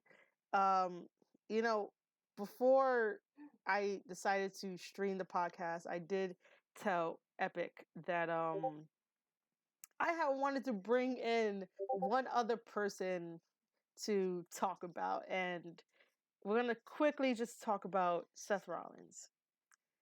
Oh my god. So today is Tuesday. Happy Tuesday, guys. Yesterday was Monday Night Raw, and they opened up, I guess it was the opening of the show. So Seth Rollins says that WWE is his home, he's not going anywhere, and that he proceeds to say that he is the best wrestler in the world. That got me upset. It got me upset because it's like, dude, you're still in the same company that you've been in for years. You did not decide, 4 years in, you're like, hey Vince, maybe this isn't for me anymore. I want to go out, explore other options. I want to release from my contract. No, he is there being comfortable. And sometimes when you're comfortable and you're complacent, you say things that are company made and you don't see the bigger picture. I do not consider Seth Rollins to be the best wrestler in the world right now. He did not travel anywhere else outside of WWE. His career, I followed his whole career. His whole career was basically the Indies. He got signed with Ring of Honor. He was the youngest Ring of Honor world champion. He went to New Japan for a little bit. He did a little bit with Age of the Fallen with Jimmy Jacobs and all that. He didn't really go anywhere. He still remained the Indies. He got signed to developmental for FCW at the time, and then now it's NXT. And now he's on the main roster on WWE. He's no longer champion. He lost it to The Fiend. But for him to say that he's the best wrestler in the world is absurd. Once again, this is going to go back to every person that he tries to fight on Twitter. Going back to Kenny Omega and taking a jab at him, saying that, Kenny hasn't proved himself. Kenny's not in WWE, and then when Kenny's done with AEW, come to WWE and we'll have a match at like WrestleMania and stuff like that. Seth Rollins does the same moves over and over and over again in the matches. The matches are predictable. At least when you watch an AEW match, you don't technically know what's gonna happen or what's the finisher. You do know that with certain people there will be spots. With Seth Rollins, it's always a spot fest. It's the same thing. My whole issue is that you don't claim to be something when you've only worked for one company and one company alone. You are probably the best wrestler on the WWE roster, and you could give a good match with the right person paired up, but in the world, no. Even though sometimes saying this stuff can create controversy and could create heat, and that's what we want. We want competition. We want people to talk shit about each other. But if you can't deliver the fact that you are the best wrestler that you say you are, don't talk the shit that you can't back up. And it's the same. He just gets me upset. This is but You said what? What happened? Gio? Epik, you still there? Yeah, I'm still here. All right, cool. I'm just letting you off some steam because it just annoys me. Because I really want a wrestler to really say that they are the best wrestler in the world when they've been to other places. Because it will be nice one day that Seth Rollins is no longer controlled by Vince McMahon and creative, that he says in a promo, I'm opening the door up to... There goes our ghost. Mm-hmm. I want him to say one day that he's opening the door as for an open challenge to anyone that wants to come to WWE for one night only, or he goes over to another promotion. Like, I would have loved to see the match between him versus Will Ospreay. And I'm not really a big Ospreay fan, but I would love to see that. They were talking shit on Twitter. It was getting heat. It was about to happen. But no, that did not go through. And I'm like, it should have went through. And then him, taking jabs at Kenny Omega. Like, one day I would love to see Kenny Omega versus Seth Rollins in a match to decide who's the best wrestler in the world. No, Ravage Lance, I am not the new Jim Cornette. Shut up. I'm really not the new Jim Cornette. But No. that's what I want to see. I don't want to just hear on the mic bullshit that we know that's never gonna happen. So aside from him saying all this, they're in Manchester, UK, and out comes Walter. Walter is the WWE UK champion. They proceed to have a one-on-one match. Next thing I know, because I am searching on Twitter, you guys could get on me for that. On Twitter, WWE puts that the one-on-one match that Seth Rollins and Walter was just having is now an 8-man tag match.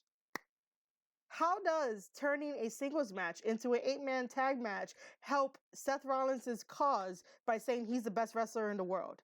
Right now, he's because they don't want him taking out Walter, which is NXT UK's top prospect. Still, but you get my frustration, right? Like, he says he's the best wrestler in the world, and then all of a sudden it has to be turned into an 8-man to protect the wrestlers. Why? Well, I don't know, them being in Manchester, He was with his so they're group. gonna use the NXT, UK talents. They're gonna give the fans something amazing to look at, but at the same time, they're just like, well, we got to protect somebody. Send in the jobbers. Oh my God, yeah, pretty much. But you understand where I'm coming from, right? If someone is gonna talk all this shit, like, don't protect the other person. Let the person be like, yeah, this is why I'm the best wrestler in the world. I could beat your top guy. That's what happened back in the territory days.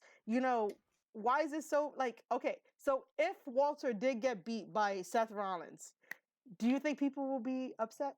Like, would that change anything? I don't know. I'm just throwing out shit here. I am. I mean, he beat Walt. Does that make their? What happened? He beats Walt. That make You might have to walk lost. around, dude. Hear me? No. Ravage Lance coming in with the keeping it kayfabe. Keeping it kayfabe. Gio, you there, buddy? You hear me? Barely. I have no idea what we're gonna do about your stuff. Yeah. Unless you want to type it That's- again and Epik says what Epik needs to say. Okay. All right. So Epik, help me out here, man. With my whole frustrations. I mean, Rollins is building up on a character, and he's playing up the social media, and he's growing a buzz. So, I mean, he's winning at the end of it. Like, he's getting all the emotions from all the fans out there, and like, he's getting all that buzz. May not be great buzz, but it's better than nothing at all. He's generating something. He's trying to, I would say, like, kind of keep himself a little bit more relevant. We're probably going to end up seeing another Rollins Lesnar match down the line somewhere. Probably. I don't want to see that. But what's going to happen though. I know like, it is, but I don't want Rollins to see being it. on Raw and Lesnar being on Raw now. You know it's going to happen. Yeah, I don't want to see it. WWE. I hope you see this podcast.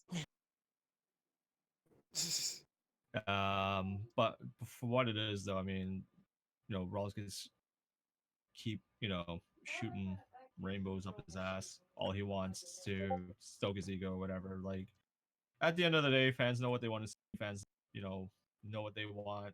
So, I mean, it doesn't really hurt any. It's just like, people just saying things, and that's all it is at the end of the day, is just people saying things, and Yeah. whatever. Just let them be. I mean, I'll let him be too. I just don't want it to be like I don't want it to feel like he's just saying it because he's part of the company and the company don't know what to do. You know, like he's definitely a company man. Seth Rollins is a company man, but Seth Rollins hasn't really grown since staying in one place. Yeah, you know what? I'm not even going to take away that he works very very hard. He does. He works really really hard. But there hasn't been any type of evolve with Seth Rollins. His promos are still, he still need work on his promos, and he's been how many years in the business? Like, come on. His wrestling is solid. It is. It's solid, but it's very spot fest now because that's a very easier way when you have the WWE schedule. You gotta have some type of safety net because doing crazy high risk moves every single time is not gonna help anybody in any situation.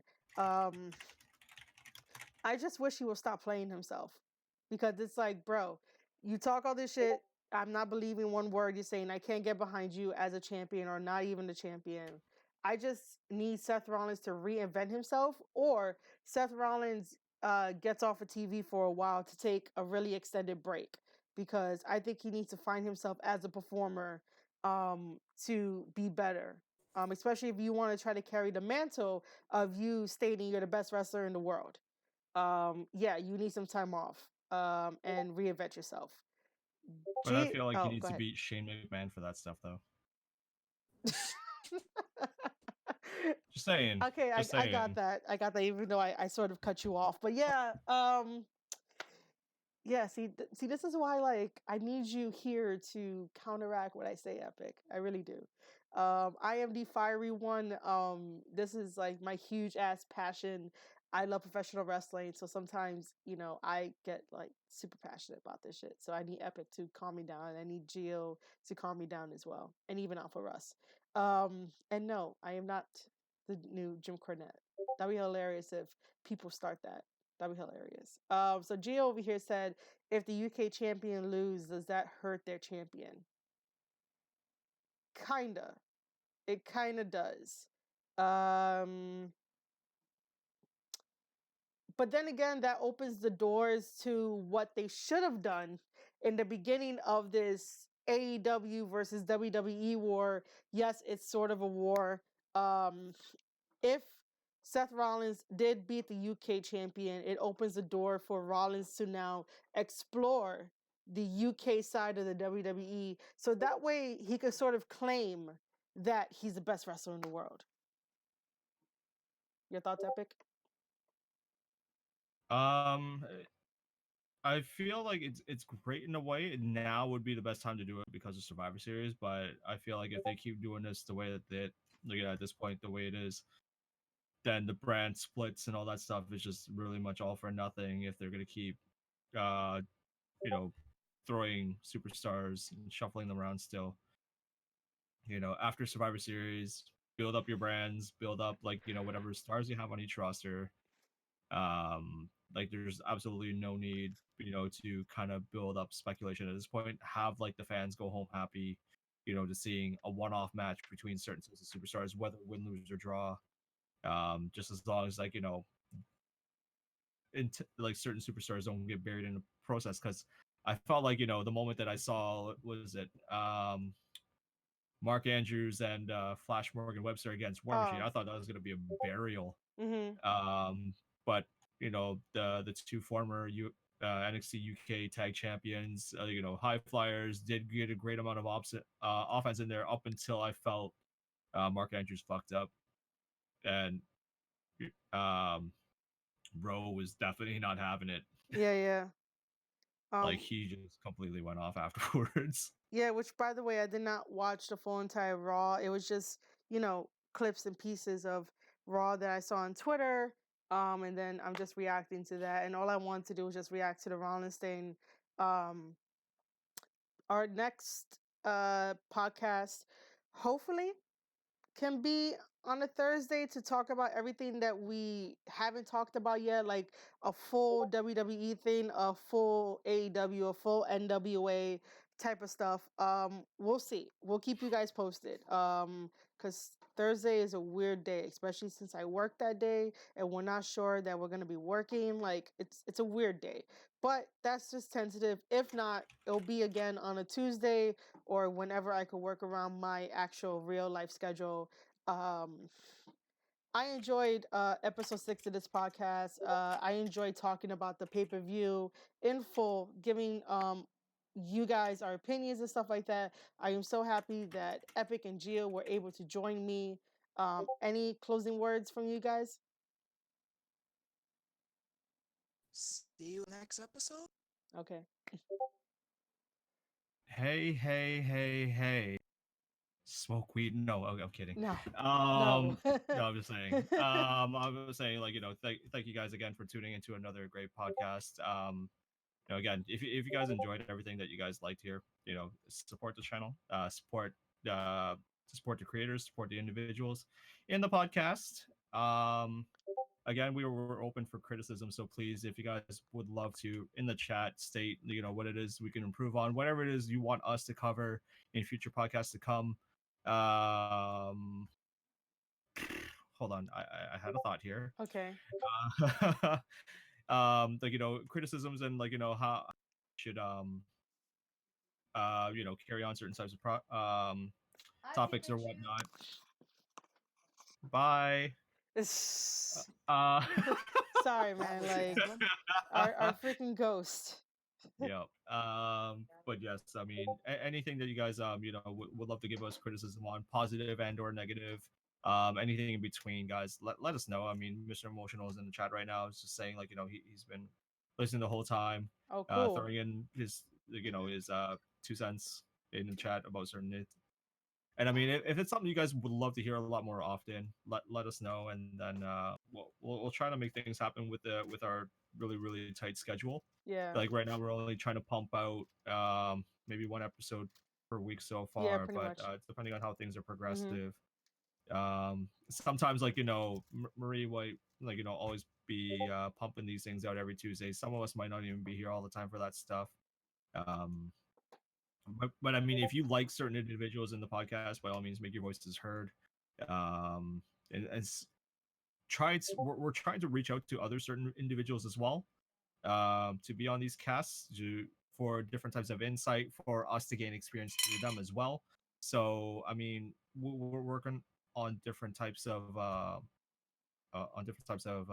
ways of approach for other people to kind of show up here as well. So um patience, we'll get there, and then when we do, it'll be a treat for you guys. This is why I need Epik with me. That was a wonderful closeout to remind people about that kind of stuff. So just quickly, some more stuff. These podcasts will go up on anchor.fm. We are on there. I will leave most of the links in the chat and in the description. Right when this is done, it will be uploaded to YouTube for everyone on there to watch the video on demand. If you guys like this video, always make sure to subscribe, to share, to tweet out and stuff like that. We love interacting with all of our fans. This is the official D Live Square Circle podcast hosted by Marie Shadows, joined by Epik, joined by Gio, and joined by Alpha Russ. We will have more guests to come in 2020. I'll let you guys know that now. Just so you know, we will have a donation goal every time that we do this. Currently, right now, it's 500. It's called the Keeping It Kayfabe Fund. So what happens is that when you guys are on D Live with us, and when you are watching and engaging, at the end of the stream, we will always try to open up the chest and give you guys 5% back of whatever the donos we made back to you guys, just to keep that encouragement, just to grow that community, which I will probably do in the chat. I don't even have enough for that, so I'll just put 10 extra for it, and we are going to distribute the rewards. So whoever is there on my side can do it. I don't know if anyone saw it. Yeah, no one really saw it on the podcast. But if you are a D Live user, just know that you're able to get some lemons back for engaging and stuff like that. YouTube, I'll explain to you guys too. But I want to thank everybody again for being here, listening, giving us comments and stuff like that. And we will see you guys in the next episode.